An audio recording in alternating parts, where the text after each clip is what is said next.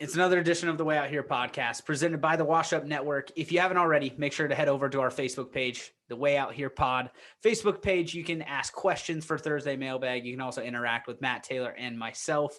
And we also can go live in the group as well, talking any topics with you guys. So head over to our Facebook page and rate, review, and subscribe on the pod on Apple Podcasts. All right, first topic, we got to go over UFC.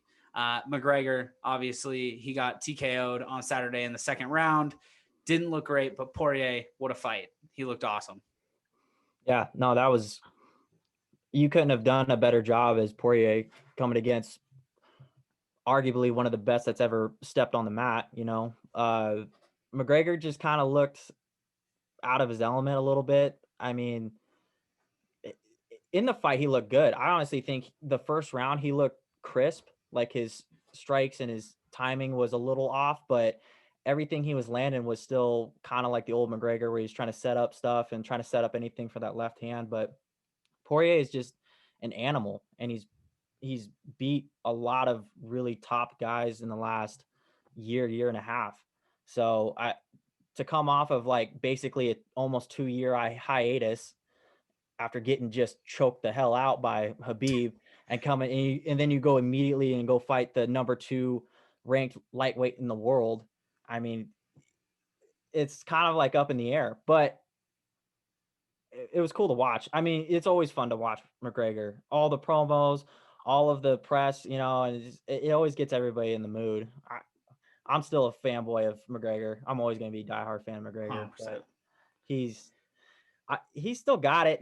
I think he just was off. I think it's been too long. Yeah. I mean, well, we were talking about it on the way home. Like a lot of these guys are fighting every, 4 to 6 months. Yeah. And much. McGregor's fought in like the last 2.5 years, only 3 times. Yeah. Like it's tough to find that timing. Like it's one thing. I mean, it's just like any sport. Like, yeah, you can practice all you want, but like the timing, the speed of everything is going to be way different when you're actually, you know, whether it's in football, if it's in UFC, it's always going to be off if you're not doing it actively. And I think McGregor even said that. Yeah. Well, and I think he recognized it too. I mean, he knows that he's been out of the game for a long time. Yeah. And to come back and try to beat Dustin Poirier, who honestly is probably one of the better guys in that division. That guy has been through the ringer since those guys fought, what was it, 2014? 6 years ago? Yeah, something like that. Yeah.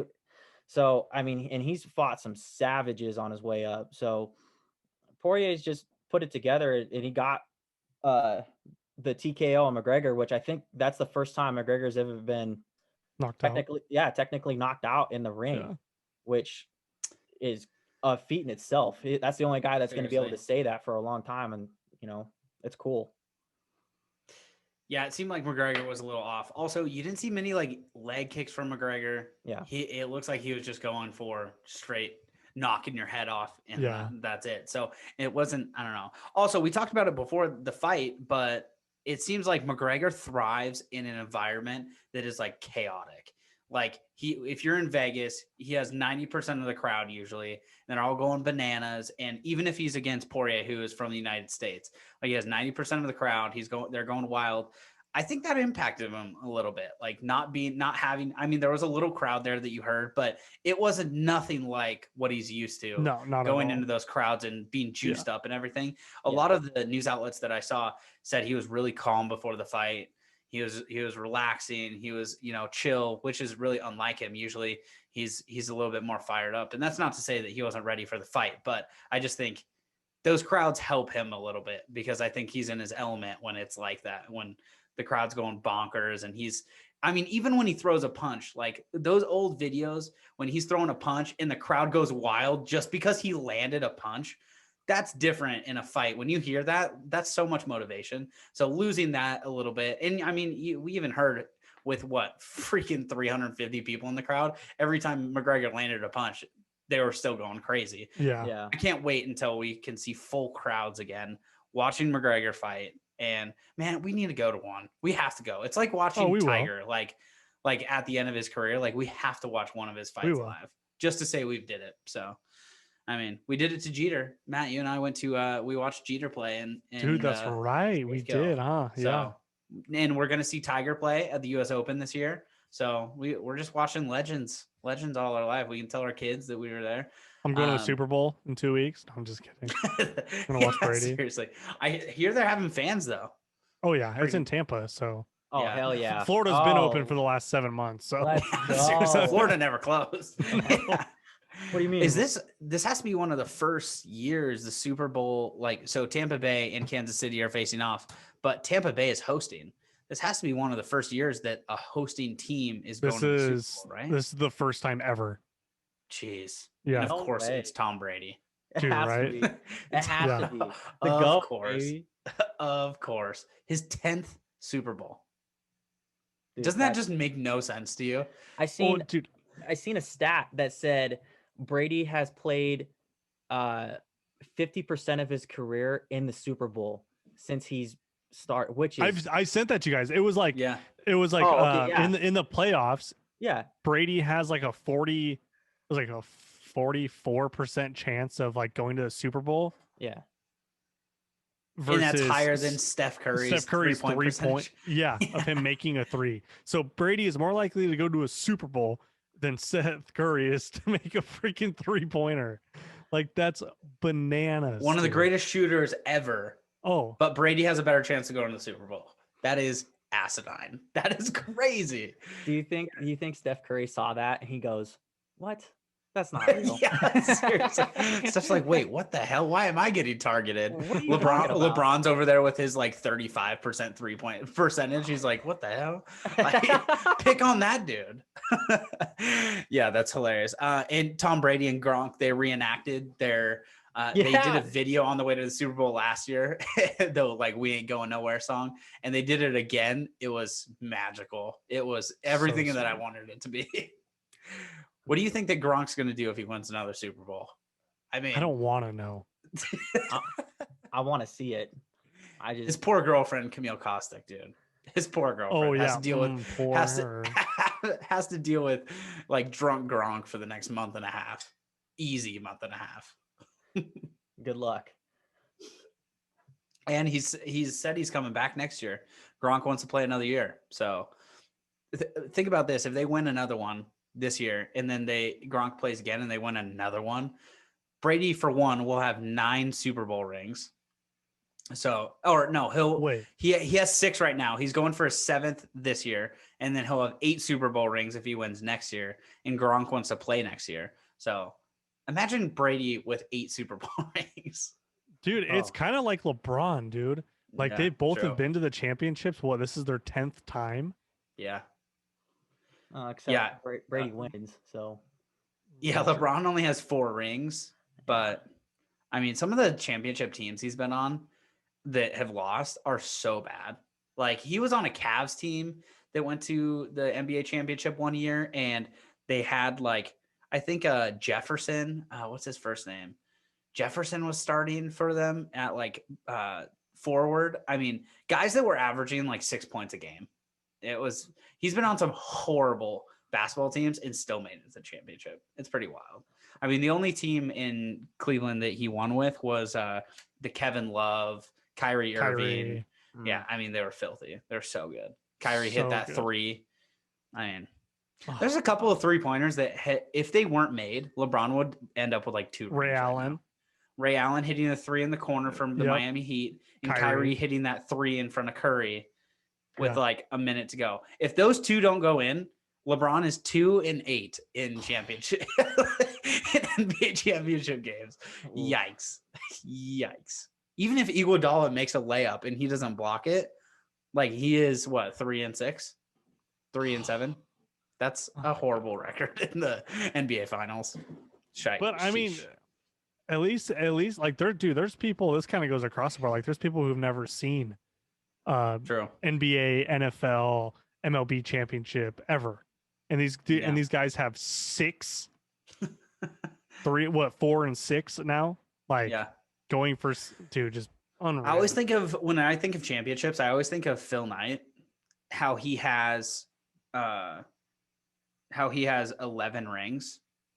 So he won 6 with the Bulls with Michael Jordan, and then he won 5 with Kobe with the Lakers. How good do you have to be to win 11 NBA championships and be a part of the 2 of the best dynasties? Not just in our generation, like ever. Like you had Michael Jordan, Scottie Pippen, you had Dennis Rodman, and then you go to the Lakers and you have Shaq, Kobe. Pau Gasol. I mean, Steve Nash, like just absolute legends on your team. He's going to forever be like one of the best coaches ever. So that's it's crazy that the NBA already started. Yeah. So did the NHL. They started like a couple weeks ago, didn't they? 2 weeks ago. Do you guys watch NHL without a team? I said Phil Knight. Obviously, it's Phil Jackson. I'm so sorry. I was gonna say, like, made me want to kill myself. I was like, wait a second, that's not Phil Knight. Phil Knight owns Nike. I'm pretty sure. Same thing. Do you guys watch NHL without a team? No, the only time I've like really been in hockey was like 3 weeks ago when I watched the U.S. under 20 team take on Canada. I feel like I have to have a team to root for, especially for a sport that one I'm not too familiar with and like that I've never really watched or played before. Like I can watch basketball, I can watch soccer, I can watch baseball, I can watch golf, I can watch any of that stuff, like without a doubt. But like hockey, kind of tough when I don't know any players, I don't know any team. And when Seattle gets a team, do you think that it will be like rabid fans? Seattle Kraken, absolutely, yeah. Dude, I check their website every day to see when their jersey sweatshirts are coming out so I can buy one. Oh, dude, those are so sick. I love those. I already have like a Costco pullover from them, so I know it's big fan over here. It's like $15. Let's go, dude. Costco fleeces. I'll tell you what, you'll never find a better deal. Costco fleeces are like $15, best quality ever. Like you'll sponsored use by Kirkland. If we can get a Costco sponsorship in here, even if they pay for my membership, I would love that. I'm a big fan. Sweet. I love Costco. Back to the McGregor fight real quick. McGregor, even though he lost, he's still winning because with the pay-per-view and all the money he got for the pay-per-view and his cut, he is looking at around $20 million for that fight against Poirier. Poirier, even though he won, his cut was so much smaller. He's looking at like 2.5 million. Oh, jeez, man. So that just goes to show you how big of a star McGregor is. No matter how good he is, he's going to bring in the ratings no matter what. Yeah. That's crazy. They said that, dude. They said that card between these two was trending higher than Habib versus McGregor. Yeah, I heard that little conversation with Dana White and Habib to kind of like nudge him, see if he would bite. I don't think he's going to come back. I mean, I really don't either. Tough, he doesn't have a reason to. And McGregor was his only reason. He just saw him get pieced up in 2 rounds. So he's not going to he's not going to waste his time coming back. Yeah, he's a guy. Him out, you know? I've said this before. Khabib feels like a guy that probably he already bought 1,000 acres in Russia. He's going to live in the middle of it. Never going to talk to anybody again. Probably have a huge gym that people come to and train. And that's going to be his life. Like that's what he wants to do. He just feels like a guy that could not talk to anybody but the guys he's training. They train at his little farm, and then they go off and like win UFC title belts. And that's what Khabib does the rest of his life. I know, man, but he's so young. I mean, he's 30. He's like 31, 32 years old. I mean, he's in his prime. Like, honestly, a lot of these guys, a lot of the top dudes in the UFC, when they hit between like 28 to 34, is when they are just unstoppable. How old is McGregor now? I think he's 32. 33, yeah. Khabib's 32. Yeah. Oh, man. And he's 29-0. Yeah. In reality, those fights haven't even been that close either. We've talked about that before. He's Khabib never really lost. Hasn't been tested. He's never lost a round. I think the only one that was debatable was there was one round in the Gaethje fight that he might have lost, but it was like, it wasn't a for sure thing. Like everybody was kind of like on edge. Well, like, Gaethje landed like 1 or 2 punches that we've never seen Khabib take. but still he won like 2 minutes of that round on the ground. Khabib did. Yeah. So That's the who's to thing say? is like nobody's gonna beat that dude on the ground. That guy is unstoppable on the ground. So yeah, I mean, I don't really see a reason that he would come back. I have a feeling that if something happens as far as like McGregor gets like on this win streak, like maybe he comes back after his legs healed up and he fights a couple of these dudes in the top 5 and proves that he wants to be there. Maybe Khabib will like come back for like a special fight, or Chandler called him out, which realistically I don't see Khabib trying to like favor Chandler and give him that fight, but it would be a good fight. Chandler is amazing. Chandler is like, talk about one of the best UFC debuts ever. Yeah, dude. Fights the number 6 ranked fighter in the world, and this dude knocks him out in 2 minutes of the first round, and not even like a good catch. Like he walked him down and knocked him out. It was, and then held his head in place and kept just beating the out of him, dude. Dude, the jackhammer. Oh my god! I've never seen a fight that needs to end earlier than that fight. That was brutal. That went on for a while. Really held his head in place and just, oh my god. Yeah, I couldn't believe that wasn't stopped earlier. Yeah, no, I didn't mind it. It was good. It's good. I like it when the refs kind of let it go a little longer than it should. I would rather it go longer than it should to an extent. Like there's obviously a line. Like if the dude, like we saw that one guy, what was his name? The Russian kid that freaking got, or no, it was the mullet guy. Sanchez. It was like Andrew Sanchez. Yeah, El Dirte got hit, and then he just was wobbly leg, like out on his feet. Like when you see that, stop the fight for sure. But I like it when it goes to the ground and they let it go a little longer, just to give that guy a second chance to try to come back. But honestly, Hooker was done. I mean, he wasn't moving. He was literally just sitting in place, and Chandler was going to town. So he looked really good. I'm very excited to see who he fights next, or who they're going to offer him, because he obviously just proved that he can be the top in the world.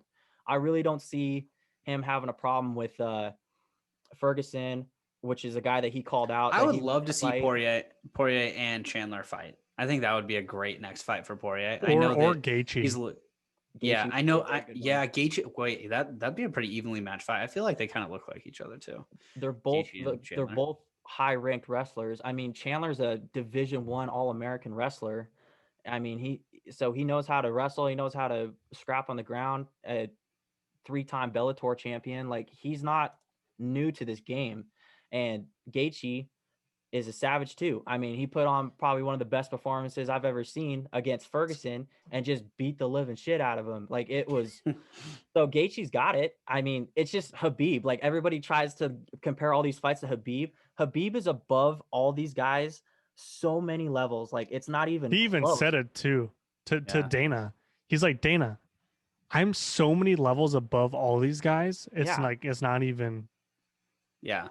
Yeah, and I feel like he's not going to want to come back until there's a clear-cut number 2 that, I mean, is really challenging him. I mean, Chandler has to win like 2 more fights for him to be on Khabib's radar, and Poirier probably has to win 2 more fights as well against whether it's Diaz next, or he fights Gaethje again, or something like that, until Poirier is really like, because it's a big money fight too. Poirier and Khabib, to be honest, I don't see it being a huge pay-per-view buy-in. Like, I would love to see Khabib fight, but Poirier and Khabib aren't like a big draw for a lot of people.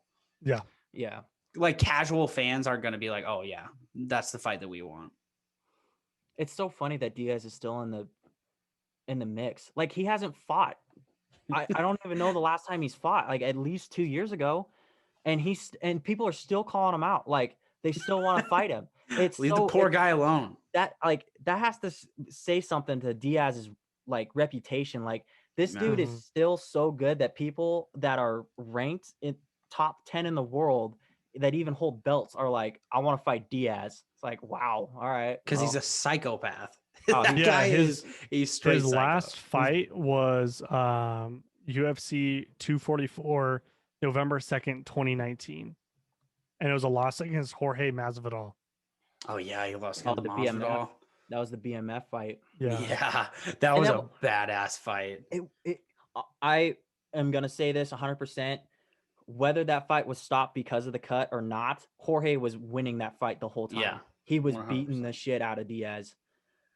Which I don't even know where Jorge's at, man. That dude needs to get back in the mix too. ring, dude. Because he lost against Usman in the most boring fight of all time. Yeah, that fight sucked. At this point, we've watched a bunch of fights. That fight sucked. That fight just was not great. It was a very boring fight. But that was the Usman like the foot stomp fight. Yeah, that was July 12th, 2020. So that was 6-7 months ago. Yeah, he just played it safe. He knew that Jorge was a better boxer than him. He's way better on his feet than Usman, but Usman's a savage wrestler, and he's gonna play to that strength. That's what they do. It's smart, but I would love to see it run back again. Oh, dude, a Diaz Masvidal fight would be awesome. Actually, dude, Usman has only lost one time, and it was back in 2013. Oh my he's God. another guy that's a champ, but he doesn't bring in a ton of numbers. All right, another fighting duo actually that just announced a fight: Pacquiao and Ryan Garcia. Oh, dude, that is pretty awesome. I mean, Pacquiao is older now. He's obviously not in his prime. Ryan Garcia is an up and comer. It's his dream come true. He said, getting this fight going to be pretty exciting though. I don't expect Pacquiao to like do anything crazy here, but just seeing them fight together is going to be pretty cool. Yeah. I mean, Pacquiao is 42. So you imagine if Pacquiao stops this kid in his tracks. He's like, "Oh, you think you're ready for the big leagues, Ryan Garcia?" He just knocks Ryan Garcia the fuck out. Dude, that would be incredible. You can't count him out. Dude. He is legitimately one of the best in the world. I think Pacquiao could very easily put out Ryan Garcia. I full-heartedly believe that. But I really am excited to see Garcia fight against one of the legends in that sport. I mean, talk about like one of the coolest things you could have when you're up and coming career. You fight a Manny Pacquiao or a Floyd Mayweather or like a Canelo or anybody like that. You fight big names. You're going to rake in a lot of money. Plus, he's going to make that pay-per-view is going to be big. I know a lot of people are going to buy that fight. Oh yeah, we'll absolutely. Watch it. Yeah. Oh yeah, I'm going to watch that. Like I don't watch a lot of boxing, but I'll watch that. That's an actual boxing match, not YouTube stars. Yeah, true.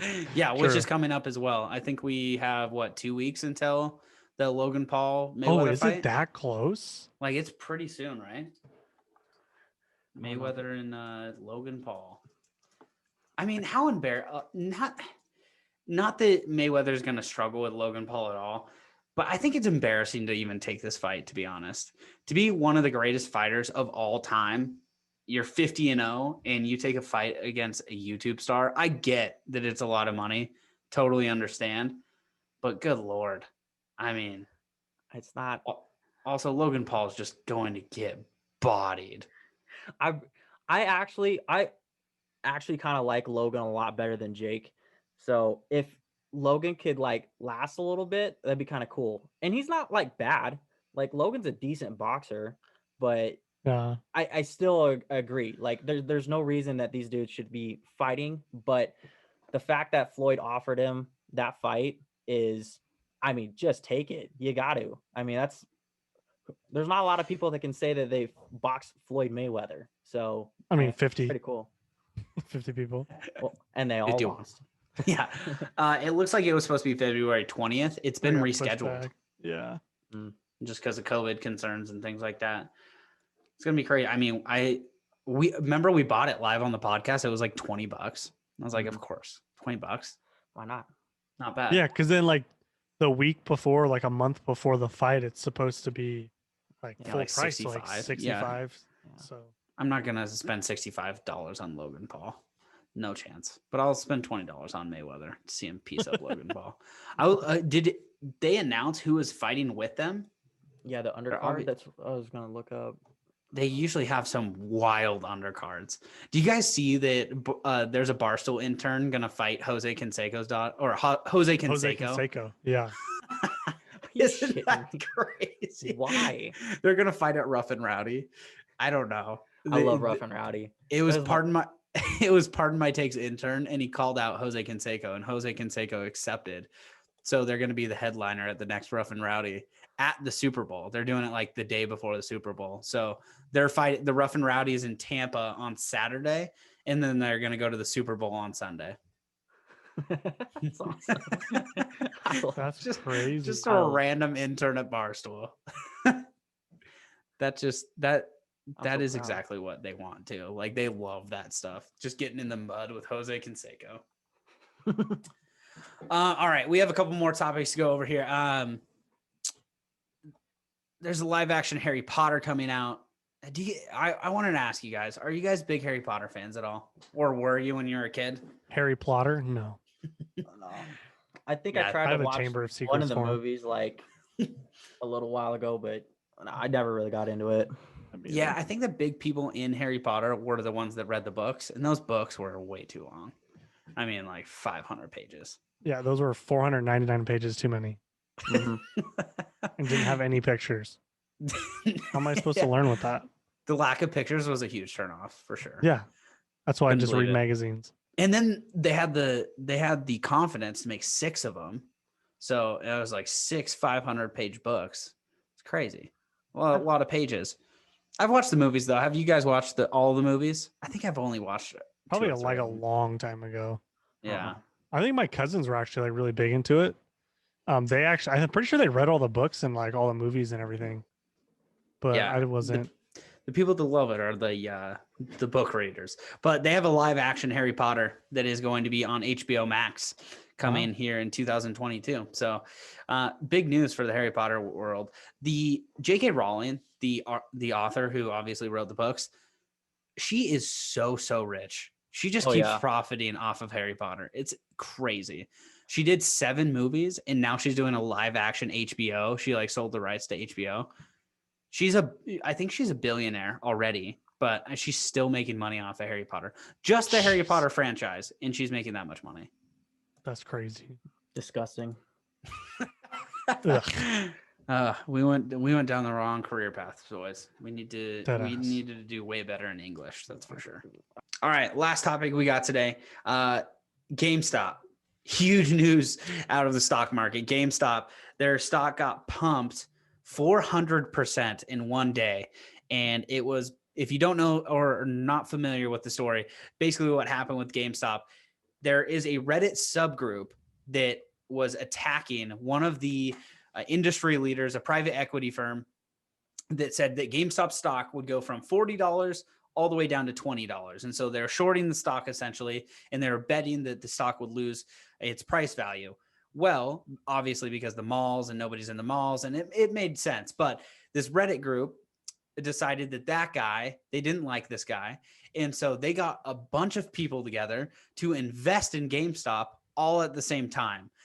Eventually, they got such a big group together that they invested over $27 million into GameStop in one day. There was so many people dropping thousands and thousands of dollars.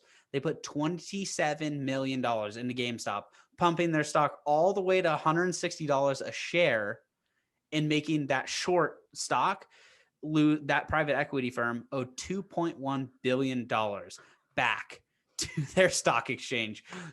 So they had to borrow money from other private equity firms. So Reddit subgroups going wild, just destroying the stock market and destroying Wall Street. Don't piss off Reddit. They got goodness gracious. So are they going to get like the money back for that, or like, because everyone's going to pull out, like everyone's going to pull their money out now? Yeah, so a lot of people who invested at like $40, it went up to 160, and they just like took their money out and got the 400% gain, and just like posted their winnings on Reddit.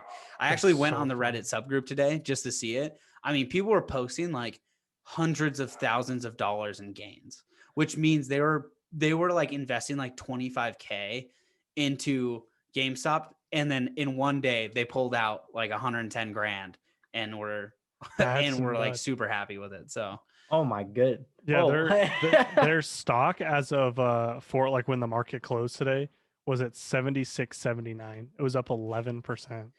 Yeah. So what happened today, it went up to 160 and went right back down to like 60 after they sold all their shares after pumping it. So all of them gained all that money, sold it. It went back down to like $70 a share. That's so funny. Part of the reason why they hate this like private equity firm is one of their executives had a press conference and said, there's so many day traders out here. Everybody thinks they're a stock genius. This is what we're doing. We're financial advisors. We're pros at this. We do this all day, and said that they were shorting GameStop. So Reddit specifically targeted him and lost his firm $2.1 billion. Do you think he still has a job? Oh, dude. Oh, dude, I hope not. He needs to work on his PR firms. Oh my Dude, hell. that's could you imagine Oh no. costing your company $2.1 billion? No. Like if I make a mistake at work that costs my company like a couple $100, I feel like I'm on the hot seat immediately. Dude, right? Absolutely. Like I refunded a $297 subscription charge and I'm like, hope they don't notice, hope they won't fire me. This dude lost $2.1 billion and he's like, man, got to go into work tomorrow, face the old boss. Oh, dude.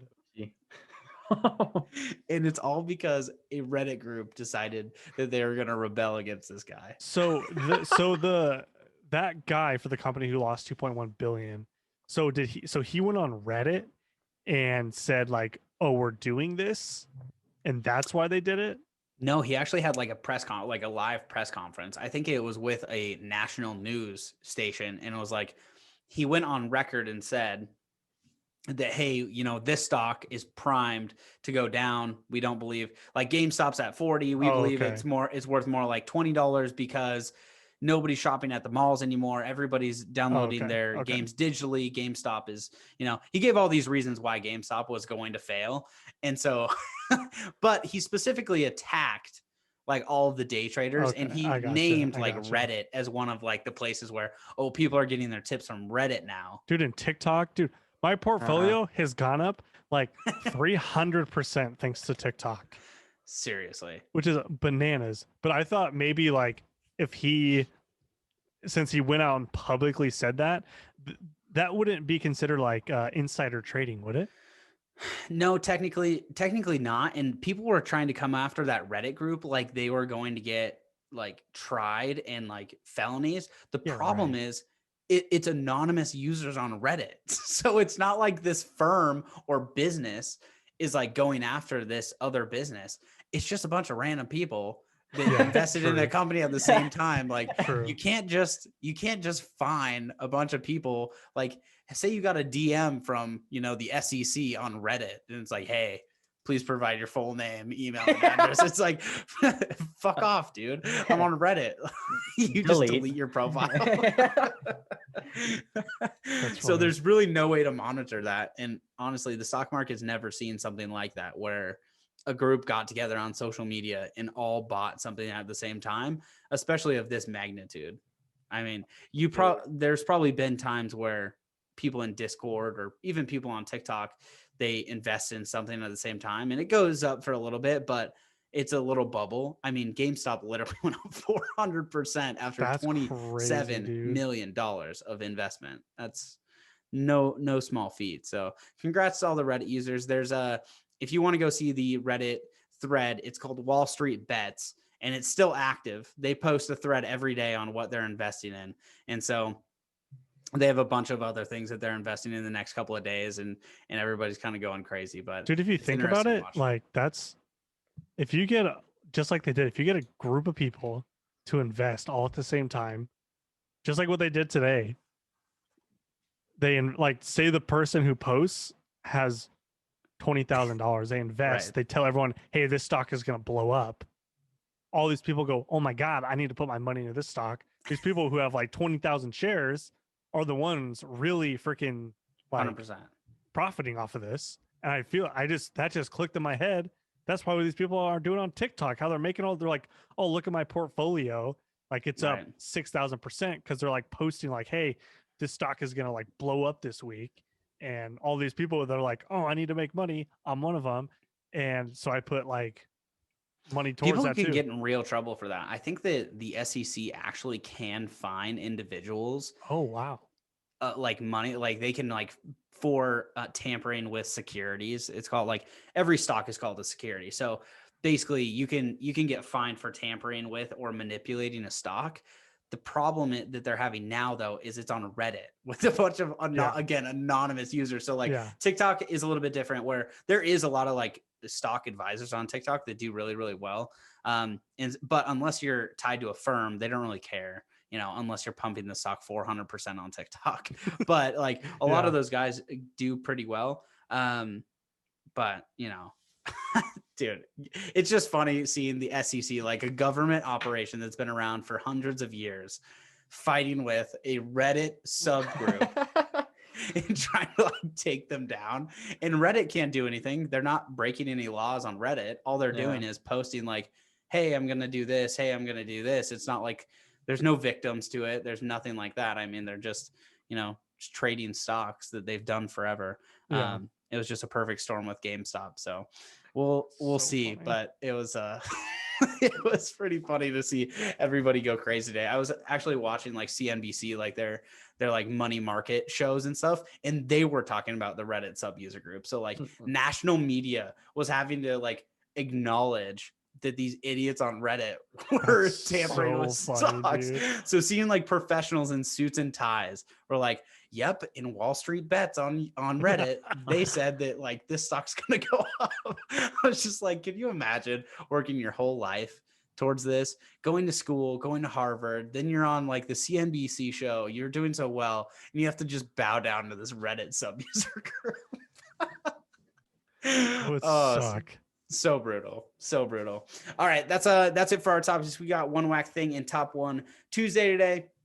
The one whack thing, Matt, you want to go first? Yeah. So mine comes from Chicago.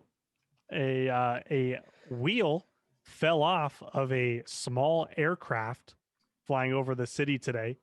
The plane ended up landing.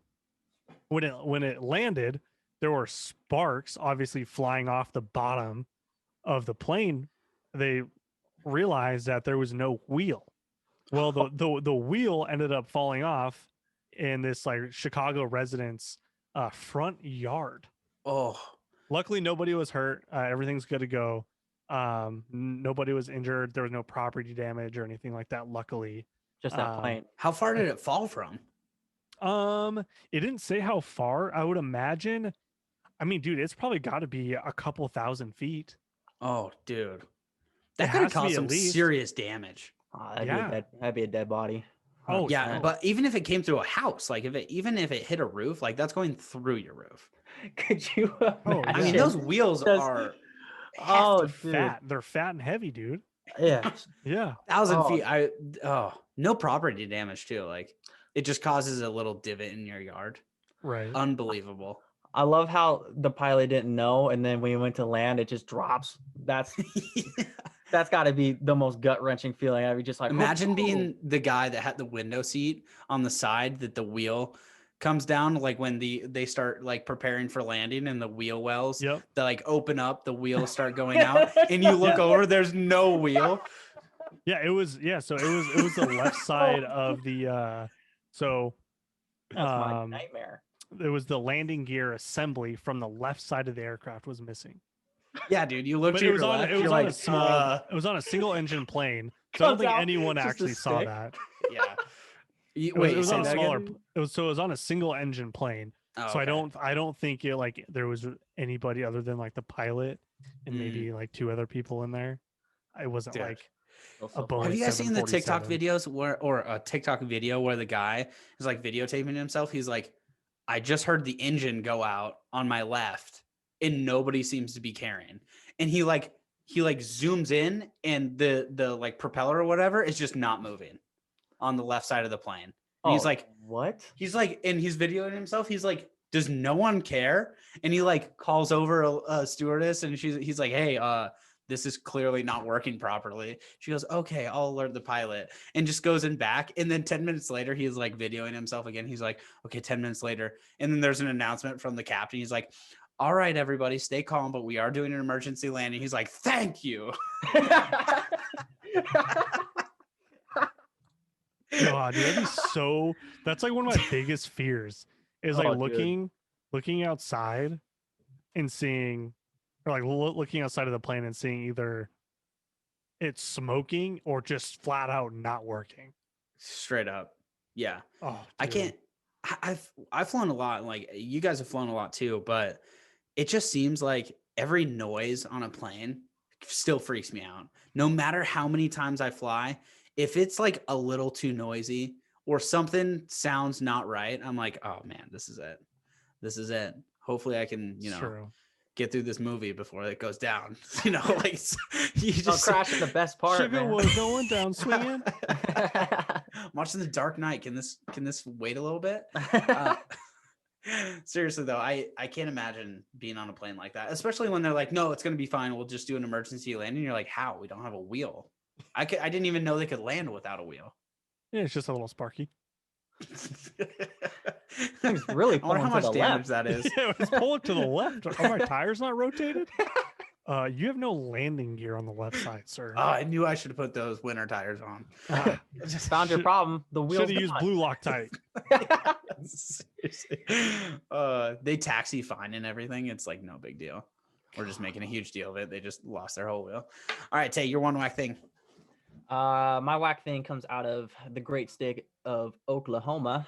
An Oklahoma state representative introduced a bill that would make a Bigfoot hunting season available in the upcoming fall. Hell yeah. Representative Justin Humphrey introduced a bill stating that it would have a hunting season. It would have licenses and tags that, if passed, will be available and ready to go by November 1st of this year. So I don't know about you Hell guys, yeah. but I think I'm going to come out of retirement and might make a little trip down to Oklahoma, go see. The reason that they brought it up is because there's a bunch of, they say numerous sightings, but obviously Oklahoma is just hurting for money, and then this is their way of getting money. Yeah. I wonder how much a tag is for a Bigfoot. I don't know, but Probably pretty big. I would love to see. It's got to cost an arm and a leg. I want to see someone bag Your one. life. You're gonna start seeing Bigfoot posts with like the dead Bigfoot, and people are posted up with their gun right next to it, just like a trophy. Check this out. It's like 14 There's feet anybody tall. if there's anybody in Oklahoma that's gonna catch Bigfoot, it's a Smintana. Yeah. Yep. 100%. Big Yep. 100%. They're like, I know the land. I know the land. know We the got this. There's Like only, the whole state. there's only certain places that that doesn't surprise me that this would be a bill. Like this place, Washington's actually surprising that they haven't even released a bill for this, or like anywhere in the South, like Alabama, Yeah. Louisiana. Yeah, Anywhere. I'm surprised Montana hasn't just opened it up. Montana seems like a big Bigfoot state. I feel like they just don't care. They're like, yeah, if you hit it, just let us know. Washington would have put a bill into place to protect Sasquatch. Yeah. They would give us like a Bigfoot tax. There would be a Bigfoot sanctuary where it's like you can't kill a Bigfoot within 30 miles. It'd be like a Bigfoot safe zone they would have to pay for. Bigfoot crossing, like yeah, Yeah. Just a giant super bridge tall for fences absolutely nothing. protecting. Yeah, just the dumbest stuff. Have you guys seen those wildlife bridges that they put in the game Seattle? trails over? They're pretty cool, actually. Yeah, so they have those, and then also like I don't know, a lot of the countries. I think you sent us one from, it was like Scotland or something like that. Yeah, they have like these big game trails over like freeways and stuff, like Yeah, 30, 40 foot wide. People were game plowing into deer at 85 miles an hour. They're like, we should probably put a bridge in here. What's that highway in Germany? Oh, The Autobahn? Yeah, the Autobahn. the Ottoman. Autobahn. Oh, the Autobahn. I was like the Ottoman. That's a fucking Yeah. ouch. Little couch sectional piece. This thing's really scooting. Is it heavy?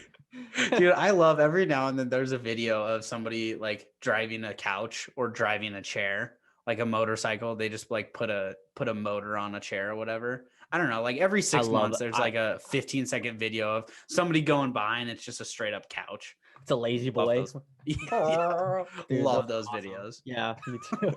I can't get enough of them.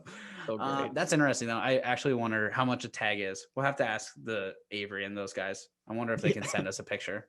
Oh. All right. My one whack thing to round it out here. A dude in the UK, he created a fish finger pizza sandwich. And he went viral over in the UK for being innovative and the sandwich looking super good. I just want your guys' live reaction to this picture, and we'll put it up on our Instagram tomorrow as well. If anybody thinks this is good, please unsubscribe to the podcast just immediately. This sandwich looks so bad. So bad.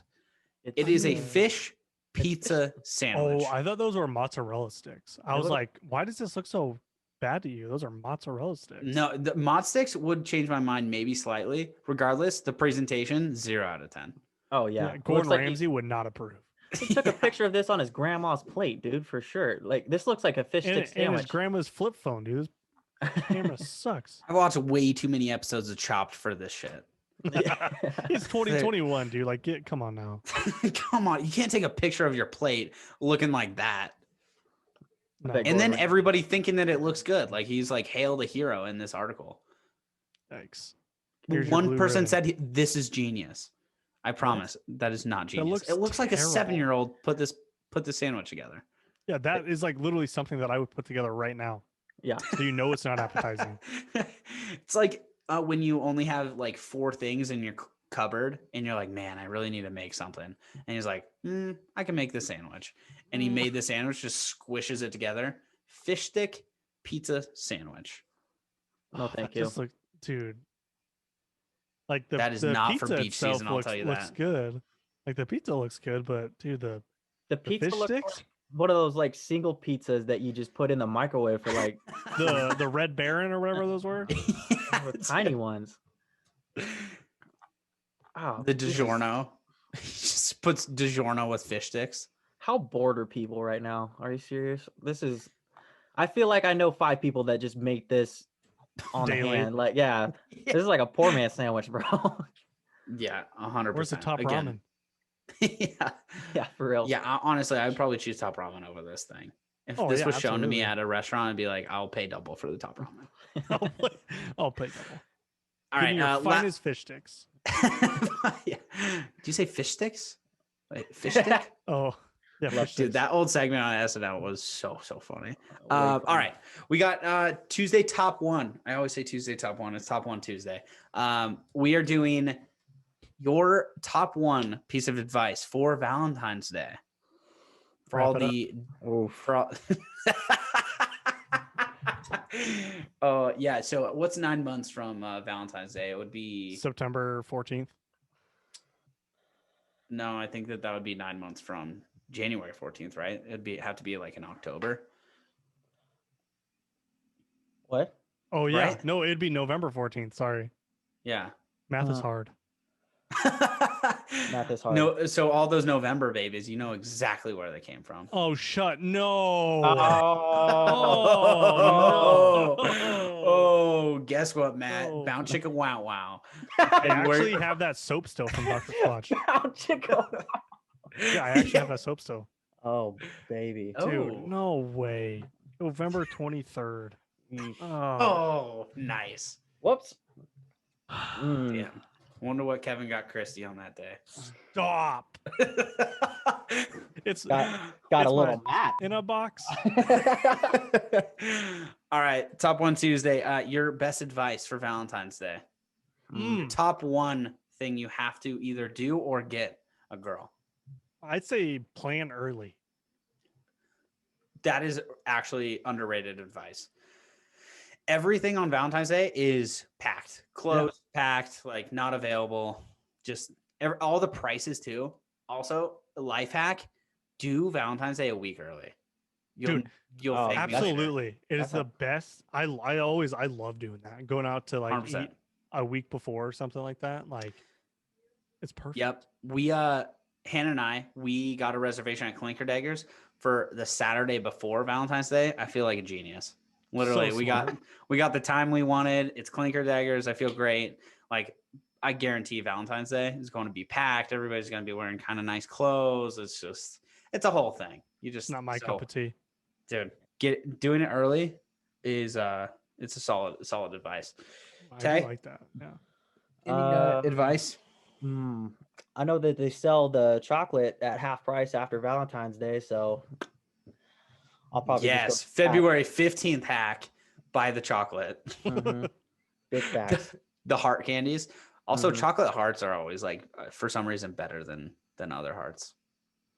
It's made with love. That's why. I like the I think they're like the Valentine's Day Reese's Pieces or the M&Ms. The Valentine's Day M&Ms. Those are always good. Dude, my favorite like time of the year candy is Easter for the Cadbury eggs. Oh, hell yeah. Those hard shelled, like just dude, so Easter candy just hits different. It does for some reason. Absolutely. It does. Like the eggs with the caramel inside. Oh, They do those bunch. Oh, so good. So good. Easter is like fat boy season when you really need to start cutting because it's supposed to be summer, and then Easter rolls around. You're like, why? Why is this happening to me? Yeah. Why do I have no discipline? Because you didn't do it for the rest of the year. You can't just make a change all at once. Consistency is key. Yeah. There's your top one for Valentine's Day: consistency. Yeah. Everything. Keep that same energy the next week after Valentine's Day. Right. Keep that same energy. Yeah. Oh, all right. That's gonna do it for our Way Out Here Tuesday. We'll be back on Thursday. We need a guest on the pod. Yeah. We need to decide right now, live on the pod, who's gonna come on next. Oh, I don't know. We need a group think here. I am like DMing like a crazy person to get somebody from the UFC on our podcast. Yeah. Yeah, I mean, Michael Chiasa has no less than 10 DMs from the Way Out Here Instagram. like we are a absolute obsessive people on Instagram. It's kind of crazy, but we need like a local. I feel like Avery needs to get on the pod. Oh, Avery, we could do like Jordan Rose. We could do. I would love Jordan. I was thinking about Jordan the other day. So, I mean, we need to line these guys up. We need like Avery to come on the pod. We need Jordan to come on the pod. Honestly, I would love Jesse Kitterman to come on the pod. He's what now? He's in Texas, I think. Yeah. Henry, I would love Henry to come on the pod. He's been through some like wild, crazy shit lately. Love to get him on the pod and get his experience. He had to fly to Germany and everything. I mean, he's in the mud. So, all right, we'll see you on Thursday. Surprise guest, maybe one of those people that we said, maybe none of those people we said. Who knows? But make sure you go to our Facebook page and follow Way Out Here Pod. Also, you can go on our Apple and you can rate, review, and subscribe as well. But we will see you on Thursday.